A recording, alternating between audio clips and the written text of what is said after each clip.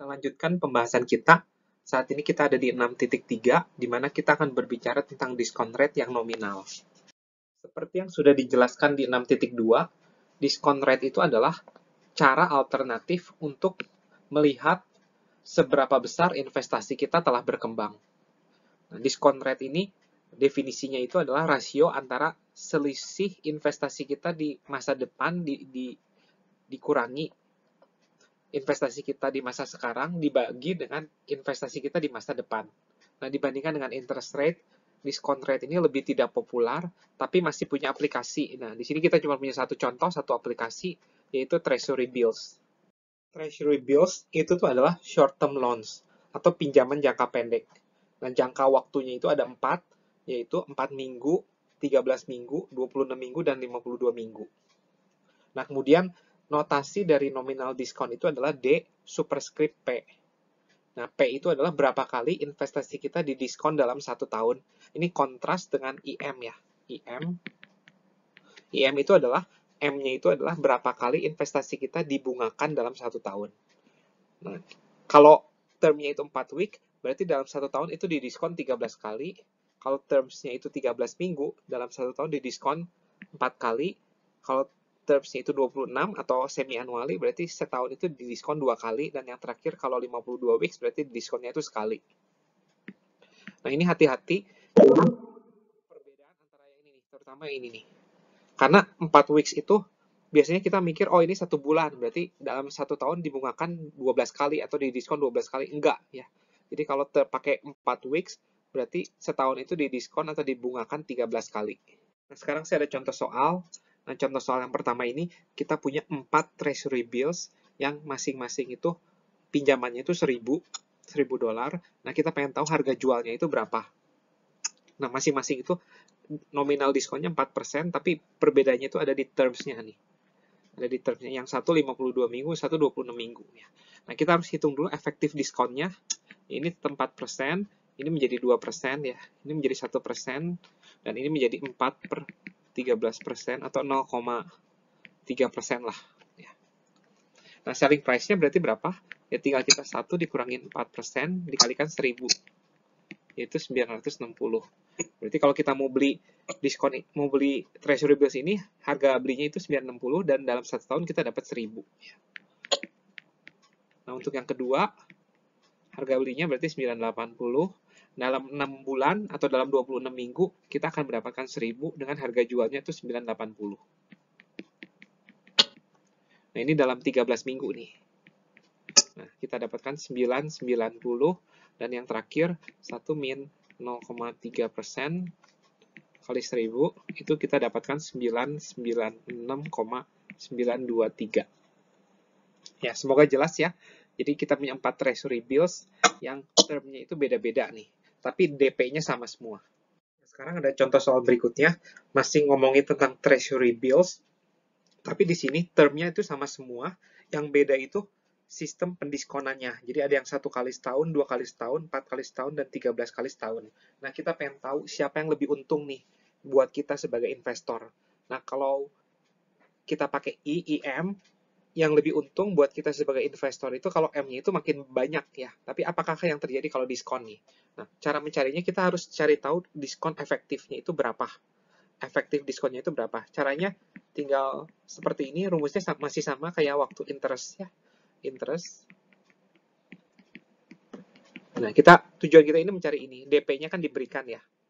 Nah, jadi untuk yang DP-nya itu adalah DP-nya itu 1, ketika P-nya itu 1, kita dapatkan efektif diskonnya itu tetap 4%, tapi kalau P-nya itu 2, ternyata berkurang 3,96%, kemudian 3,94%. Nah, ini bisa dicari sendiri ya ini. Jadi kita lihat, diskon yang paling besar itu ketika P-nya itu 1. Ya. Dan apakah yang terjadi dengan harga jualnya? Nah, kalau harga itunya itu 1000, berarti harga jualnya itu berapa? 960, ini 960,4, 960,6, dan ini 960,73. Jadi dari segi investor, yang lebih untung itu kalau P-nya itu 1 ternyata. kalau sistem diskontanya lebih banyak, ternyata buat si investor tuh lebih rugi karena dia harus bayar lebih mahal nih. Jadi setelah 1 tahun kita tetap dapat 1.000, tapi kalau P-nya 1, kita cukup bayar 960, tapi kalau P-nya itu 13, kita harus bayar lebih mahal, 960,73. Jadi dari segi investor itu lebih untung kalau P-nya itu 1. Nah, itu kita akan konfirmasi dengan mencari tahu I-nya. Untuk mencari tahu I-nya, kita bisa pakai gunakan ini, hubungan antara I dengan D. Dan D ini yang efektifnya ya, yang ini, yang bagian sini. Nah, kita bisa cari I-nya. Terus untuk mencari I juga bisa pakai cara yang lain ya. Bisa pakai ini selisih antara 1000 dengan 960 dibagi dengan 960-nya ya. Sama aja caranya. Nah, I-nya dapatnya 4,167%, 123%, 1%, dan ini 4,09% ya. Nah, dari segi I-nya juga terlihat bahwa tuh yang lebih untung itu bunga terbanyak itu kita dapatnya kalau P-nya itu 1.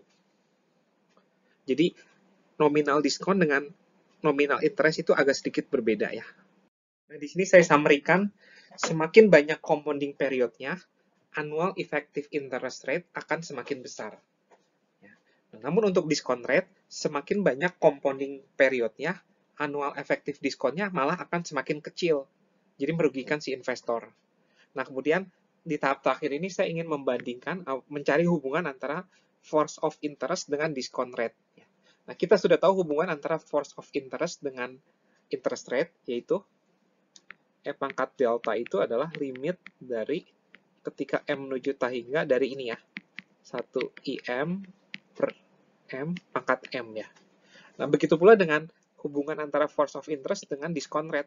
Jadi E pangkat delta juga itu tuh adalah ini, limit P menuju tahingga dari 1 min DP per P dipangkatin dengan min P ya.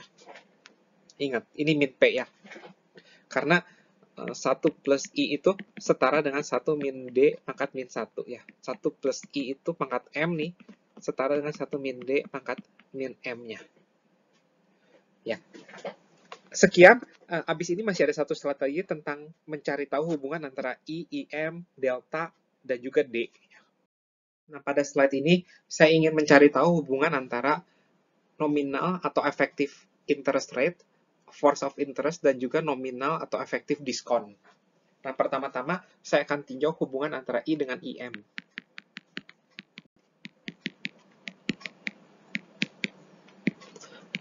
Nah, ketika IM diberikan, maka hubungan I dengan IM itu adalah ini. Yang lebih besar itu adalah ini. I itu sebenarnya kan I dalam kurung 1 ya. Oleh karena itu, delta itu posisinya ada di sebelah sini. Lebih kurang dari IM ya. Jadi kalau IM itu diberikan, kita pengen tahu deltanya itu berapa, pasti deltanya itu lebih kurang dari IM. Terus kalau IM-nya diberikan, kita pengen tahu I-nya berapa, I-nya itu pasti ada di lebih besar daripada IM. Nah, begitu pula dengan D.